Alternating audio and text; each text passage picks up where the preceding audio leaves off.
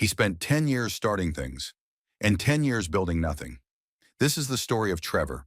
And if you're honest with yourself, it might be your story too. Every few months, something new would find him. A business idea, a side hustle, the perfect opportunity. And every time, without fail, the same fire returned. This is it, he would say. This time, everything changes. So he moved fast. He bought the tools. He paid for the course. He told his friends. For a few weeks, Trevor worked harder than anyone. But then something always happened. The excitement cooled. Progress slowed. And the search began again. A new idea. A faster path. A better shortcut. Year after year. One beginning after another. Trevor was always starting, but he was never building. Then one afternoon, everything shifted. He visited an old carpenter who lived nearby. The man had spent most of his life working with wood.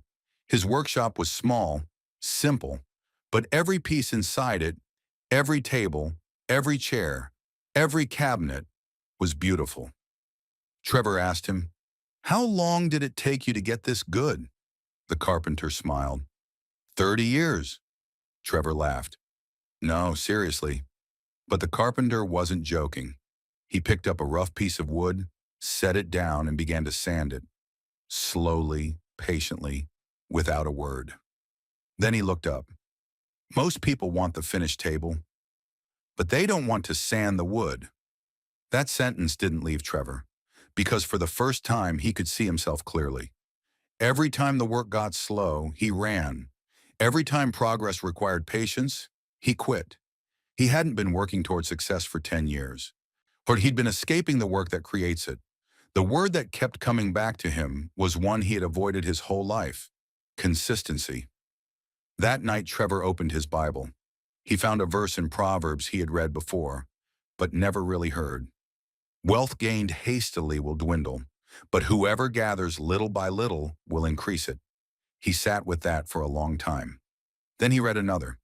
The plans of the diligent lead surely to abundance, but everyone who is hasty comes only to poverty. His problem had never been effort. He worked hard. His problem was that he kept leaving the field before the harvest came. So that night, Trevor made a list. Every project, every idea, everything he had started and abandoned. The list was long, too long. He crossed them all out, except one.